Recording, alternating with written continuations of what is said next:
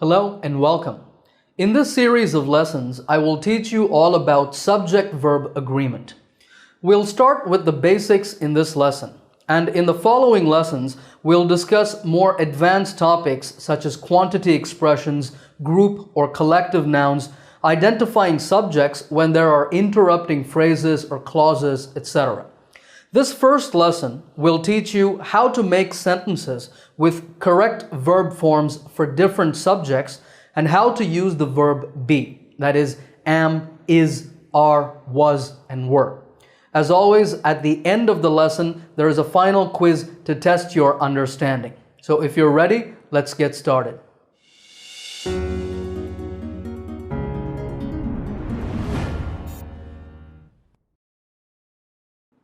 So what is subject-verb agreement? Well, you know that every English sentence has a subject and a verb. Subject-verb agreement means the subject and the verb must be in the correct form. This is the rule. A singular subject takes a singular verb, a plural subject takes a plural verb. Take these two sentences. That monkey eats bananas. Those monkeys eat bananas. In the first sentence, we see a singular noun as the subject, monkey. Noun means a name, so here monkey is the name of an animal. This is the subject here. The verb is eats. Verb means an action. In this sentence, the subject is a singular noun, one monkey, so the verb also needs to be singular, eats. But in the second sentence, we have a plural subject and a plural verb. Those monkeys eat bananas. Notice that the nouns and the verbs are behaving in opposite ways. The singular noun monkey becomes monkeys with an S in the plural form. But the verb has an S in the singular form, eats. And the plural verb, eat, does not have an S. Here are some more sentences. That boy walks to school. Those boys walk to school. This car goes fast. These cars go fast. Your shirt looks nice. Your shirts look nice. That lady speaks Spanish. Those ladies speak Spanish. My grandfather has a big house. My grandparents have a big house. So the singular nouns here are monkey, boy, car, shirt, lady, and grandfather. These are all nouns because they are names of people, animals, or objects. The singular verbs all have an S, eats, walks, goes, looks, speaks, and has. When we look at the plurals, this is reversed. The plural nouns all have an S at the end, and the plural verbs have no S. Now with plural nouns, I want to point out that there are some irregular plurals. For example, instead of saying that boy, you can say that child walks to school. But now the plural is those children walk to school, not childs. But still, children is a plural form, so we use a plural verb walk with no S added to the end. Here's one more example, but this one is going to be a little tricky. Mark lives in Florida. Mark is the name of one man, so we say lives. Singular verb, that's easy. But what if Mark has a wife, Anna? Would you say Mark and Anna lives in Florida or live in Florida? Well, Mark is one person, so singular. Similarly, Anna is one person, again singular. However, Mark and Anna are two people, so this is a plural form. We need a plural verb. Remember that a plural verb does not take an S at the end. So Mark and Anna live in Florida. This type of subject connected by and is called a compound subject. There is another type of compound subject connected by or. Mark or Anna lives in Florida. Now notice that we have a singular verb, lives. This is because the conjunction or means that either Mark or Anna, one of those two, is in Florida, not both of them. So only one person lives in Florida. So the subject is considered singular and the verb is also in singular form. This type of compound subject connected by or is not that common, but it's still useful to keep this rule in mind. Alright, there are a lot of nouns in these sentences. But in natural speech and writing, we often use pronouns in the place of nouns to avoid repetition. For example, instead of that child, I can say he walks to school. And instead of those children, they walk to school. In the place of that lady, I can say she speaks Spanish. And for the plural, again, they speak Spanish. They here refers to those ladies. This car goes fast can be rewritten as it goes fast, and these cars becomes they go fast. Here are all the other sentences with the noun subject changed to a pronoun subject. There are two things I want to point out. Notice that in the first sentence, I've said he, she, or it.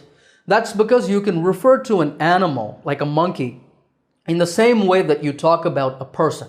You can use he or she, or you can just say it. That's also correct. And second, we see that all of the plurals have been changed to they. But in some cases, you can also have we. For example, if you're talking to the Spanish-speaking ladies, they can say, we speak Spanish. Similarly, if you're in a conversation with Mark and Anna, Mark might say, we live in Florida. We meaning the couple of Mark and Anna. The children can say, we walk to school. And if monkeys could talk, they'd tell you, we eat bananas.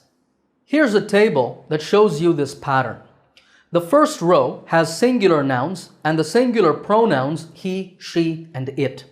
So the verbs are all in singular form with an S added to the end. In the second row, we see plural nouns along with the two plural pronouns, we and they. So the verbs are all in plural form without the S. Now you might have noticed that there are two important pronouns missing here. The pronouns I and you. Well, let me ask you, are I and you singular or plural? Where would you put them? Now, the pronoun I is always singular. I'm always just one person. You is usually singular because we usually focus on one person when speaking, but it can also be plural if you're talking to more than one person. Like through this video, I am teaching all of you. So I is a singular pronoun and you can be singular or plural. However, the rule in English is that with both I and you, we always use a plural verb. Don't ask me why. There's no real reason for this. It's just the rule. For example, I read the newspaper every morning. You make very good coffee. You might say that as a compliment if you go to somebody's house and you really like the coffee they give you. Notice that I did not say I reads or you makes. With I and you, we use plural verbs without S. Let's get back to the full sentences. I've added our two new sentences with I and you at the bottom. The basic subject-verb agreement rule, singular verb for singular subject and plural verb for plural subject, also applies to negative forms. We say, that monkey does not eat bananas or doesn't eat bananas. Those monkeys do not or don't eat bananas. It's important to note that we say does not and then eat. We don't say does not eats because the S is already added to the helping verb do. So there's no need to add it again to the main verb eat. If you want, stop the video and read the other sentences. So remember that to make negative sentences, we use does not with singular subjects and do not with plural subjects. Similarly, to make questions, we use does singular and do plural. Does that monkey eat bananas? Do those monkeys eat bananas? Does that boy walk to school? Do those boys walk to school? Etc. You can pause and read the others if you want. Let's get back to the original sentences for a moment. I want to point out that subject-verb agreement rules only apply to the present tense. In the past tense, subject-verb agreement isn't a problem because there's only one past tense verb form. The past tense of eat is ate. So we say that monkey ate bananas, those monkeys ate bananas. It's the same for both singular and plural subjects. Similarly, that boy walked to school, those boys walked to school. In the other sentences, we would say went, looked, spoke, had, lived, and made. So remember that the basic subject-verb agreement rule only applies in the present tense.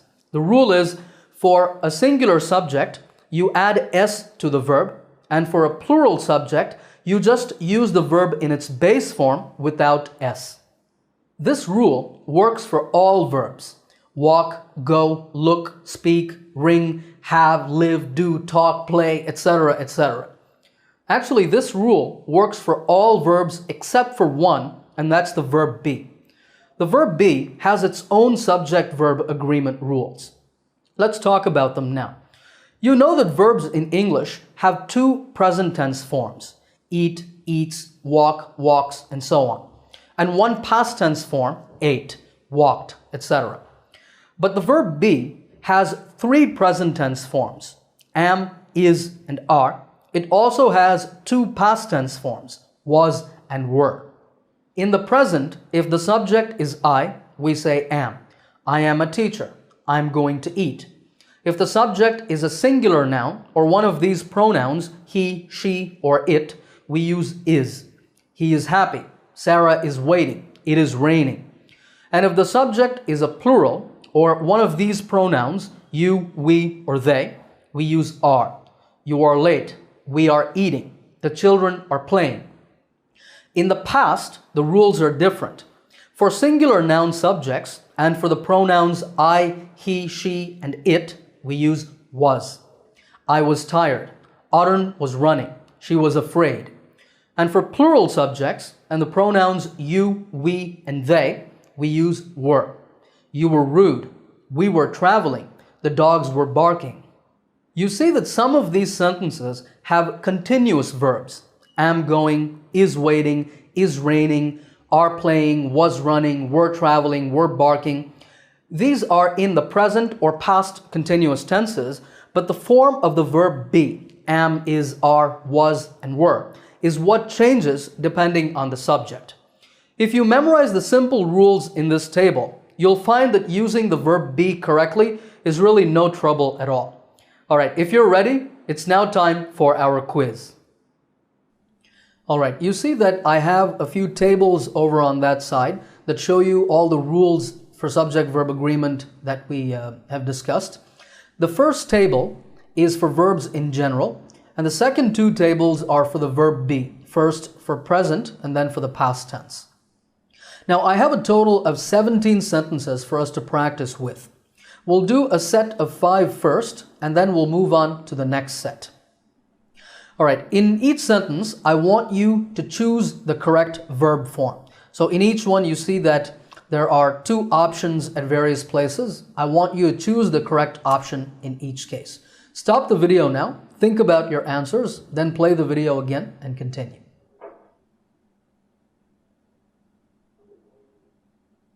All right, here are the answers. Number 1, I like to study for an hour before I go to bed at night. In both cases, we use the base form of the verb without an s because for the pronouns I, you, we, and they, we don't add s to the verb. It's the same in number 2. You smell great, not smells because we don't add s with the pronoun you. And here, what perfume are you wearing? Now the subject here is not perfume. The subject is you. Okay, so with you, the verb form of be that we're supposed to use is are. So what perfume are you wearing? Number 3, this apple looks fresh. There's only one apple we're talking about here, so we add s to the verb. That's the singular form. This apple looks fresh, but those mangoes don't. Those mangoes are a plural. So we don't add s to the helping verb do. Those mangoes don't. That means they don't look fresh. Number 4, Paul and his brother run a successful photography business together. Remember that Paul and his brother is a compound subject. Paul and his brother are two people. So we use a plural verb form, run, without adding s to the end. And finally, number 5, there are 7 continents in the world. Here, the subject is not there. It's neither singular nor plural. There is just an adverb. The subject here is 7 continents. That's a plural. So there are 7 continents in the world. All right, here's the next set of 5, number 6 to 10. Stop the video, think about your answers, then play the video and check.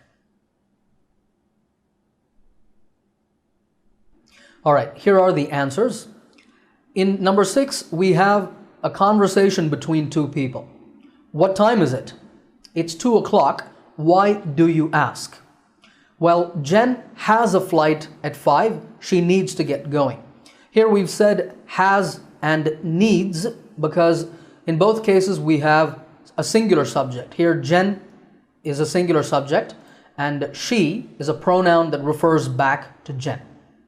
Number 7, Sunil, again singular, says he would like to visit Moscow someday. Now you might be wondering, if Sunil is singular, why is it like and not likes over here? That's because when we have a modal verb like will, would, can, could, shall, should, and so on, we don't apply any subject-verb agreement rules. We just put the modal and then the base form of the verb. That's why Sunil says he would like to visit Moscow someday.